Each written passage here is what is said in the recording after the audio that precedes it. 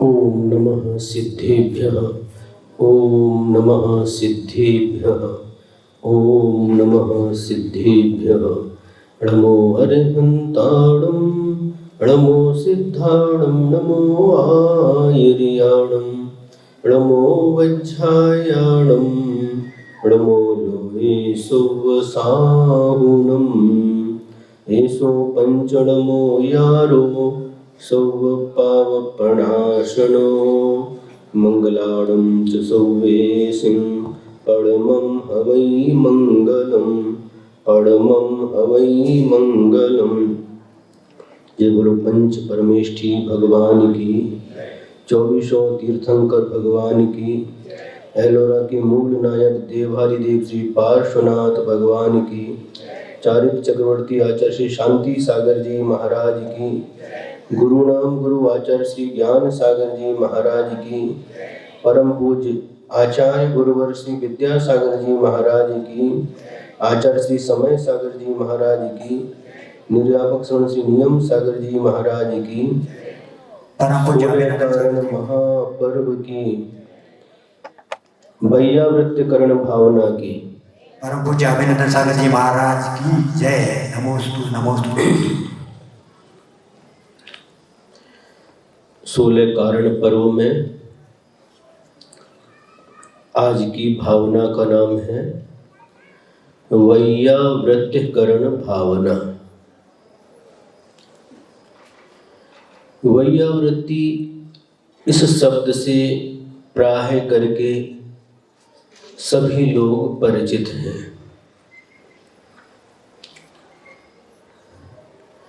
वैयावृत्ति एक भावना भी है 16 कारण भावना के अंतर्गत, और अभ्यंतर तप के अंतर्गत भी वैयावृत्ति को रखा है। मोक्ष मार्ग में इस वैयावृत्ति तप का बहुत महत्व है। वैयावृत्ति का अर्थ प्राय करके लोग समझते हैं पैरों को दबाना, सिर को दबाना, है ना। लेकिन आचार्यों ने परिभाषा की, गुणवत् दुखोपनिपाते निर्बद्धेन विधिना तत् अपहरणम वैयावृत्यम। जो गुणवान है ऐसे पुरुषों के ऊपर कभी कोई कष्ट आ जाए, दुख आ जाए, तो उसको निर्बद्ध निर्दोष विधि से दूर करना, इसका नाम वैयावृत्ति है। तो प्रश्न उठता है, क्या गुणवान व्यक्ति के जीवन में भी आपत्ति आती है, दुख आते हैं? हाँ, पूर्व कर्म के उदय से यह संभव है। तो ये विवेक रखना आवश्यक होता है, किस समय कैसी वैयावृत्ति करना। जब विहार करके आए हैं, महाराज थके हुए हैं, उस समय पैरों को दबाना। जब सिर दर्द कर रहा है तो सिर के दर्द को दूर करने का उपाय करना। यदि कोई व्याधि उत्पन्न हुई है तो उपचार के द्वारा उस व्याधि के शमन के लिए भी उद्यम करना। ये सभी वैयावृत्ति कहलाता है। आचार्य समंतभद्र स्वामी ने तो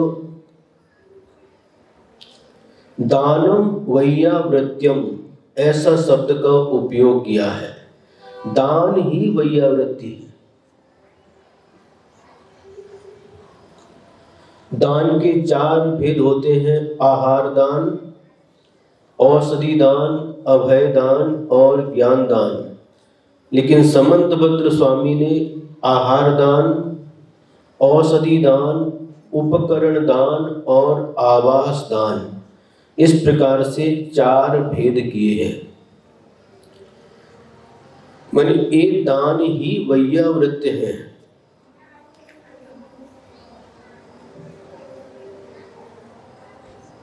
यह विषय हम सबके लिए समझने योग्य है। दान को वैयावृत्य कहा। आहार दान देना ये वैयावृत्य है, औषधि दान देना वैयावृत्य है, उपकरण दान देना वैयावृत्य है, आवास दान देना यह भी वैयावृत्य है। ट्राई करके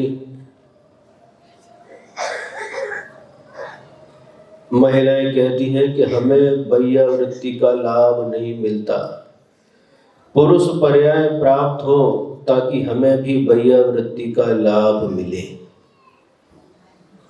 उनकी धारणा है कि मात्र हाथ पैर दबाने का नाम ही वैयावृत्ति है। यहाँ पर आचार्य कह रहे हैं कि आहार दान देना, औषधि दान देना यह भी वैयावृत्य है। ये कौन करता है? भले ही पुरुष आकर के खड़े होकर के दे देते हैं, लेकिन बनाने का काम कौन करता है? महिलाएं करती हैं।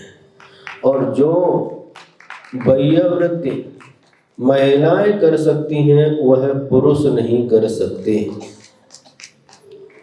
और जो वैयावृत्ति पुरुष कर सकते हैं वह महिलाएं नहीं कर सकती। वो वैयावृत्ति कितना करेंगे? आधा घंटा। लेकिन आप लोग सुबह से उठ करके 2-3 जितने घंटे तैयारी करते हैं, उसके पहले दिन से भी कुछ तैयारी होती है, वह सब वैयावृत्ति के अंतर्गत आती। वैयावृत्ति की तैयारी जिससे साधुओं का स्वास्थ्य ठीक रहे, क्योंकि साधु के शरीर का स्वास्थ्य ठीक रहेगा तभी वह रत्नत्रय की आराधना कर सकते हैं, तभी वह आत्मा की साधना कर सकते हैं।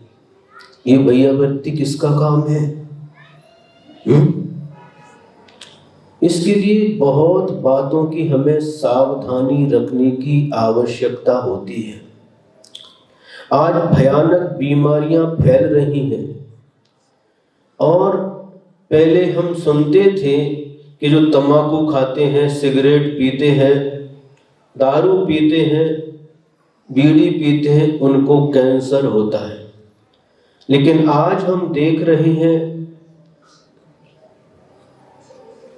जिन्होंने कभी इन चीजों का नाम भी नहीं लिया, ऐसे ऐसे लोगों को भी यह कैंसर की बीमारी हो रही है। ये तो छोड़ो, साधुओं को और साध्वियों को भी इस प्रकार की बीमारी हो रही है।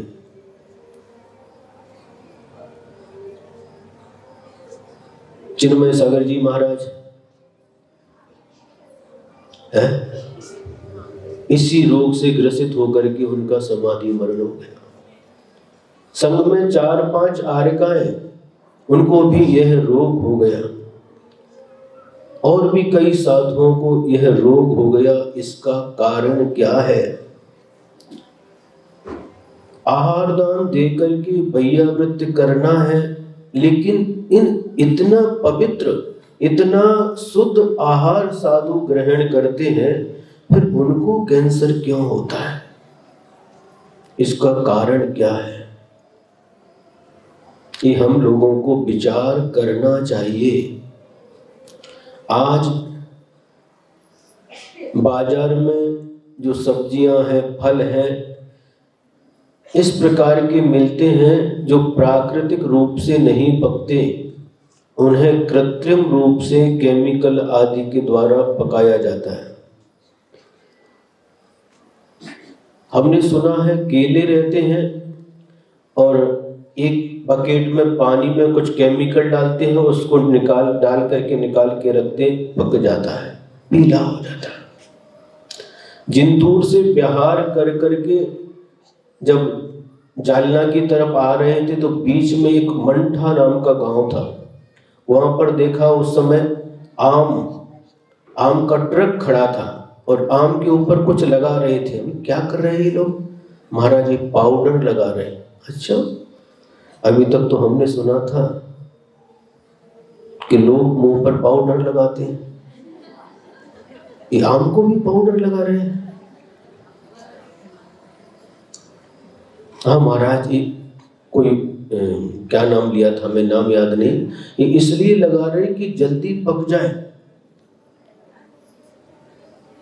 इस प्रकार से कृत्रिम उपायों के द्वारा ये पकाए हुए फल, और बाजार में जो सब्जियां आती हैं उसमें कितने प्रकार की औषधि छिटकी जाती है, जो शेतकरी लोग हैं वह समझ सकते हैं। हम भोसे में थे, मिरज के पास एक भोसे गांव है, वहां पर देखा अंगूर की खेती होती है और सबसे ज्यादा उस पर औषधि छिटकी जाती है। आप लोग क्या करते हैं? खरीद करके लाते हैं और प्रासु करके। तो हमें क्या करना चाहिए? तो सबसे अच्छा तो ये है कि जितना आवश्यक है वह हमें अपने घर में ही उगाना चाहिए। घर में कहाँ जगह है महाराज? तो कोल्हापुर में चातुर्मास हुआ, वहां पर एक करवीर करके क्या जगह है, वहां आहार के लिए एक बार गए थे। तो उन सज्जन ने हमें ऊपर ले गए टेरेस पर। आहार के बाद ऊपर क्या महाराज आइए, तो उन्होंने वहां पर एक टीन सेट था और जो पाइप रहते हैं प्लास्टिक के, उनको आधा आधा काटा हुआ था, उसमें मिट्टी डाली थी और उसको उस टीन से बांध करके रखे थे। और कुछ गमले थे वह छत के चारों तरफ रखे थे। महाराज जितना घर में लगता है, कोतंबीर, धनिया, भिंडी, मिर्ची, टमाटर, जो कुछ लगता है महाराज हम यही करते हैं, बाजार से सब्जी नहीं खरीदते। ये सुनकर के हमें बहुत अच्छा लगा। जितनी घर में आवश्यक है उतना हम स्वयं करें, ये सबसे अच्छा है। और यदि नहीं होता तो कम से कम जिस पर औषधि छिटकी जाती है ऐसी वस्तुओं से हम बचें। जो केमिकल का उपयोग किया जाता है ऐसी वस्तुओं से बचें। एक कारण ये है। दूसरा कारण है आपके बर्तन जो घरों में German, aluminium, non stick, cookware, हिंडोलियम, जो नए नए बर्तन आए, निर्लेप, आप क्या क्या बोलते हैं आप लोग, चाहे कुकर हो चाहे और कोई भी भगोनी आदि बर्तन हो, इन सब में जो निर्लेप रहता है, केमिकल रहता है, और धीरे धीरे गल करके वो भोजन के साथ हमारे पेट में जाता है। इसके माध्यम से भी कैंसर जैसी भयानक बीमारी होने की संभावना होती है। इन बर्तनों का कभी भी उपयोग नहीं करना चाहिए। गुरुदेव आचार्य श्री विद्यासागर महाराज जी के एक प्रवचन में सुना, कुछ जो गैस के ऊपर डायरेक्ट जो रोटी वगैरह सेकते हैं वह विषाक्त हो जाती है, विषैली हो जाती है। उसके माध्यम से भी बीमारी होने की संभावना होती है। इसी प्रकार से जो जर्सी गाय रहती है, जर्सी गाय समझते हैं, जिसके कांधे पर वो क्या बोलते हैं, कांधा नहीं होता, वह जर्सी गाय है। उसका दूध, दही, घी इसका उपयोग करने से भी कैंसर जैसी बीमारी होने की संभावना है। आप लोग क्या करते हैं? महाराज दूध ज्यादा देती है। अरे दूध ज्यादा देती है लेकिन बीमारी का कारण है। सुन रहे हैं? ये तो महाराज के लिए हो गए। और श्रावकों के लिए जो आज डबल रिफाइन क्या तेल आता ना, डबल रिफाइन जो तेल होता है, उस तेल में भी केमिकल डाला जाता है और जो तेल कांच के समान एकदम दिखाई देता है लेकिन वह केमिकल उसी के अंदर मौजूद रहता है। वह केमिकल भी तेल के साथ हमारे पेट में जाता है और कैंसर जैसी बीमारी को उत्पन्न करता है। उसी प्रकार से प्लास्टिक के जो बर्तन हैं, यदि उसमें कोई लिक्विड रखा जाए, तेल, घी, दूध, पानी आदि, तो उसका भी साइड इफेक्ट होता है। इसलिए हमारा कर्तव्य है इन सब से हम स्वयं बचें, हम भी बीमारी से बचें और साधुओं को भी बीमारी से बचाएं, क्योंकि वैयावृत्ति का प्रसंग है। इसलिए सही वैयावृत्ति क्या है? अभी कुछ लोग हैं सद लगा के हैं, बोरगांव, उचगांव, इचलकरंजी है, और इन लोगों ने क्या किया है, सिगड़ी के ऊपर बनाना प्रारंभ किया। बहुत अच्छा है, यही पुरानी पद्धति थी। आज भी कई संघ ऐसे हैं जो गैस पर बना हुआ नहीं लेते। ये बहुत अच्छा काम किया है, यह वास्तव में सही वैयावृत्ति है। एक और भूल गए, जो बर्तन साबुन से साफ करते हैं, किससे? साबुन और भीम भीम क्या क्या आता है वो लिक्विड, उससे जो बर्तन साफ करते हैं, निरमा आदि से साफ करते हैं, और वह भी बीमारी का कारण है। कई बार देखने में आता साबुन लगा रहता है बर्तनों में, पानी लिया तो पानी में साबुन की बास आ रही, क्या होगा? साधु की वैयावृत्ति करना है या साधु की समाधि कराना है? क्या करना है? अरे समाधि तो करना है सबको, लेकिन समय पर।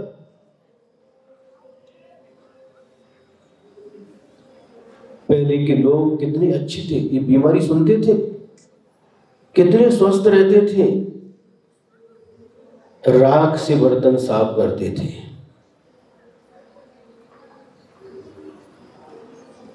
तो ये चीज आपको इसलिए बता रहे हैं ताकि आप अच्छी तरह से वैयावृत्ति कर सकें। यह वैयावृत्ति कोई सामान्य चीज नहीं है। आचार्यों ने बाह्य तप में नहीं रखा, अंतरम तप में रखा है। प्रायश्चित, विनय, वैयावृत्ति अंतरम तप है। और यदि हम सावधानी रख करके ये वैयावृत्ति करेंगे तो निश्चित रूप से हमें इसके माध्यम से भी तीर्थंकर प्रकृति का बंध होता है। शास्त्रों में उल्लेख है, श्री कृष्ण जी उन्होंने इसी प्रकार से दान रूपी वैयावृत्ति के माध्यम से तीर्थंकर प्रकृति का बंध किया था। उसी प्रकार से एक कथानक और पढ़ने को मिलता है। एक व्यक्ति है और पाप कर्म के उदय से वह बिल्कुल दरिद्री बना है। न पेट भर के खाने के लिए उसके पास भोजन उपलब्ध है, न शरीर ढकने के लिए कपड़ा है, और न ही रहने के लिए कोई स्थान है। बहुत परेशान हो गया, उस दरिद्रता के कारण से बहुत परेशान हो गया। पेट भर के भोजन भी नहीं मिलता, इतना परेशान हो गया, इतना परेशान हो गया। एक दिन उसने आत्महत्या करने का मन बना लिया। अरे इस कितना कष्ट है जिंदगी में, ऐसी जिंदगी मुझे नहीं चाहिए। और आत्महत्या करने का भाव बना लिया, इससे तो मर जाना ही अच्छा है। इतने कष्ट थे उसके जीवन में, और आत्महत्या के विचार से वह एक पहाड़ के ऊपर जाता है, और पहाड़ के ऊपर जाकर के उस पहाड़ से कूदकर आत्महत्या करना चाहता है। लेकिन पुण्य के योग से वहां पर एक दिगंबर मुनि महाराज मिल जाते हैं। वह बैठे हुए हैं और उनको देखता है, अरे मेरे शरीर पर तो ये फटे हुए कपड़े फिर भी हैं, लेकिन इनके शरीर पर तो फटे हुए कपड़े भी नहीं, ये तो मुझसे भी ज्यादा दरिद्री है, ये कैसे जीते हैं? ऐसा मन में वह सोच रहा है। आत्महत्या के भाव से गया है, लेकिन उन दिगंबर मुनि महाराज का दर्शन हुआ। आत्महत्या करना चाहता था वह मुनि महाराज, अवधि ज्ञान के धारी थे, और उन्होंने उपदेश दिया कि आत्महत्या करना सबसे बड़ा पाप है। प्रत्येक व्यक्ति को अपने किए हुए शुभ अशुभ कर्म का फल भोगना ही पड़ता है। पिछले जीवन में तुमने ऐसे पाप कर्म का बंध किया था, इसलिए इस जन्म में तुम दरिद्री हुए। उसको धर्म का उपदेश दिया। उस धर्म के उपदेश को सुन करके उसके अंदर वैराग्य उत्पन्न हो गया, और वह भी दीक्षा के लिए उन मुनि महाराज से निवेदन करने लगा। देखिए परिणामों की विचित्रता। गया था किस लिए? आत्महत्या करने के लिए, लेकिन मुनि महाराज का उपदेश सुनकर के उसके भाव बदल गए, दीक्षा के भाव बन गए। दीक्षा के लिए याचना करने लगा, हे भगवान, मैं भी आत्म कल्याण करना चाहता हूं, मुझे दिगंबरी दीक्षा दे करके कृतार्थ कीजिए। और उन मुनि महाराज ने समझ लिया, यह भव्य जीव है, इसका कल्याण होगा, और उनको दिगंबर दीक्षा दे देते हैं। सभी प्रकार के परिग्रह का त्याग करके, अंतरंग बहिरंग परिग्रह का त्याग करके उन मुनि महाराज के उपदेश से वह दिगंबर मुनि बन जाता है। और शास्त्र में लिखा है, इतनी तपस्या करता है, वह करता है नहीं कहेंगे, अब मुनि महाराज बन गए। इतनी तपस्या करते हैं, मुनिचर्या का पालन करते हुए, रत्नत्रय की आराधना करते हुए वह दीर्घ काल तक तपस्या करते हैं। फलस्वरूप उन्हें रिद्धियों की प्राप्ति भी हो जाती है। रिद्धि की प्राप्ति के लिए कभी तपस्या नहीं की जाती, ध्यान रखना, किंतु उस तपस्या के फलस्वरूप वह रिद्धि प्राप्त हो जाती है। जिस प्रकार से किसान खेती करता है तो खेत में धान्य भी आता है, उसके साथ भूसा भी आती है, घास भी आती है। घास या भूसा को प्राप्त करने के लिए खेती नहीं करता, वह तो अपने आप आती है। उसी प्रकार से मुनि महाराज कर्मों के क्षय के लिए तप करते हैं, कर्मों के नाश के लिए तप करते हैं। ये रिद्धि सिद्धियां तो घास फूस के समान अपने आप प्राप्त हो जाती है। जब रिद्धियां प्राप्त हो गई, वह मुनि महाराज, और उनको बैया वृत्ति करने की बहुत रुचि थी। कहीं भी पता चले कोई साधु अस्वस्थ है तो जाकर के उनकी बैया वृत्ति करते थे, और ऐसी बैया वृत्ति करते थे कि वह अस्वस्थ साधु भी स्वस्थ हो जाते थे।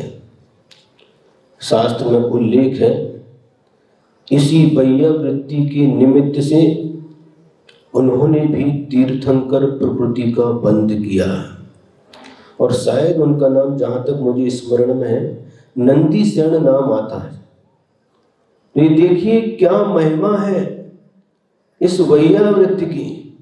हम वैयावृत्ति करके साधु के ऊपर कोई एहसान नहीं करते, या जिसकी वैयावृत्ति करते हैं उसके ऊपर कोई एहसान नहीं करते, किंतु ये हमें अवसर प्राप्त होता है कि उसके माध्यम से हम अपने पाप कर्म की निर्जरा करते हैं। किसके निमित्त से? जिसकी वैयावृत्ति कर रहे उसके निमित्त से। एक बार कक्षा चल रही थी, धबला सठखंडागम की कक्षा चल रही थी, और गुरुदेव से प्रश्न पूछा, गुरुदेव कोई साधु अस्वस्थ है और क्लास का समय है, कक्षा का समय है, स्वाध्याय का समय है, उस समय किसको प्रधानता देना चाहिए? क्या स्वाध्याय के समय क्लास में आकर के स्वाध्याय करना चाहिए, या जो अस्वस्थ साधु है उनकी वैयावृत्ति करना चाहिए? गुरुदेव ने उत्तर दिया कि उस समय वैयावृत्ति करना श्रेष्ठ है। क्यों?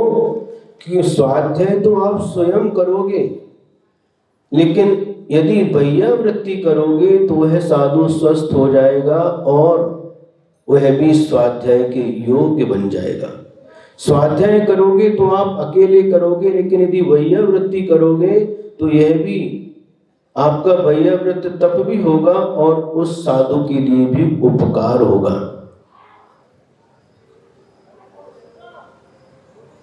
दोनों अंतरंग तप है, वैयावृत्ति भी अंतरंग तप है और स्वाध्याय भी अंतरंग तप है। बात समझ में आ रही है? एक छोटा सा संस्मरण सुना करके अपना यह छोटा सा वक्तव्य समाप्त करेंगे। जब आचार्य के पास थे और जिस दिन आचार्य केसरोज करते थे, उस दिन जब सब महाराज जी आहार के लिए निकल जाते थे, उस समय आचार्य की वैयावृत्ति करते थे, ब्रह्मचारी अवस्था में। और मुनि बनने के बाद भी जब गुरुदेव का उपवास रहता था या केसरोज करते थे, तो सामायिक के पहले भी वैयावृत्ति करते थे और सामायिक के बाद, क्लास के पहले गुरुदेव की वैयावृत्ति करने का सौभाग्य मिलता था हम मुनि महाराज लोगों को। नेमावर की बात है, 2002 की बात है। वहाँ चातुर्मास हुआ और चातुर्मास में एक दिन गुरुदेव ने केसरोज किया। आचार्य 2 महीने में केसरोज करते थे। 2 महीने में केसरोज करते थे, उत्कृष्ट केसरोज करते थे हमेशा। एक दिन गुरुदेव ने केसरोज किया। केसरोज के बाद हम 4-5 महाराज गए आचार्य वैयावृत्ति करना। आचार्य बोले अभी नहीं, बाद में। ठीक है। फिर बाद में आहार को उठने के पहले फिर गए, मतलब आचार्य का तो उपवास था, जो महाराज लोग आहार के लिए उठते उसके पहले फिर गए। आचार्य बोले बाद में। सामायिक के पहले गए, आचार्य बोले अभी नहीं, बाद में। फिर सामायिक के बाद और क्लास के पहले लगभग 2:45-3 बजे से क्लास लगती थी, उसके बीच में सामायिक और क्लास के बीच में जो समय रहता है उसमें गई गाय का दूध, देसी गाय का दूध लेकर के, घी लेकर के आचार्य वैयावृत्ति करना। आचार्य बोले अभी नहीं। पता नहीं आचार्य का उस दिन कोई मूड नहीं था वैयावृत्ति कराने का, अभी नहीं। तो मन थोड़ा सा उदास हो गया। 4-5 बार गए लेकिन आचार्य वैयावृत्ति नहीं करा रहे, तो लौट रहे थे। नियमावर जो लोग गए हैं उनको पता होगा, 7 नंबर का जो सेंटर में जो रूम है, हॉल जैसा है, वहाँ पर आचार्य रहते थे। 3-4 महाराज थे हम लोग, निकल गए 2-3 महाराज, हम लास्ट में थे। आचार्य सिंह ने आवाज लगाई,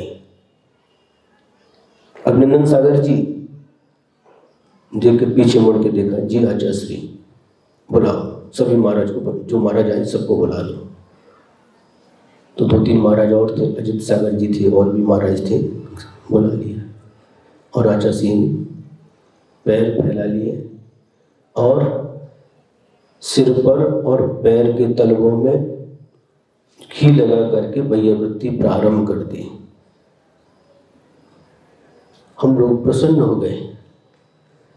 तो आचार्य सिंह कहने लगे उस समय, आज वैयावृत्ति कराने का मन नहीं था, लेकिन आप लोग 3-4 बार आ चुके, तो मन में सोचा कि आप लोगों के पुण्य में मैं बाधक क्यों बनूं। आप लोग वैयावृत्ति करके जो पुण्य कर्म का बंध होता है, उसमें मैं बाधक क्यों बनूं, और आपके अभ्यंतर तप में मैं बाधक क्यों बनूं। करो वैयावृत्ति। और उसके बाद में गुरुदेव की वैयावृत्ति करने का वह सौभाग्य प्राप्त हुआ। हमेशा सौभाग्य मिलता था। गुरुदेव के चरणों की सेवा करने से जो आनंद मिलता था, वह आनंद और किसी से नहीं मिलता था। तो ये वैयावृत्ति तप हम सभी के लिए, हम सभी का कर्तव्य है कि जितना अच्छे से अच्छे वैयावृत्ति तप करने से, आज भले ही तीर्थंकर प्रवृत्ति का बंध नहीं होगा, यह निश्चित है, लेकिन फिर भी हमें इस वैयावृत्ति तप के माध्यम से अपनी आत्मा के ऊपर संस्कार डालना है। भले ही तीर्थंकर प्रकृति का बंध नहीं हो, लेकिन पाप कर्म का नाश नियम से होगा, साथ से पुण्य कर्म का बंध होगा, क्योंकि यह अभ्यंतर तप है। यह अभ्यंतर तप सबके जीवन में घटित हो। इन्हीं मंगल भावनाओं के साथ जय बोलो परम पूज्य आचार्य गुरुवर श्री विद्यासागर जी महाराज की।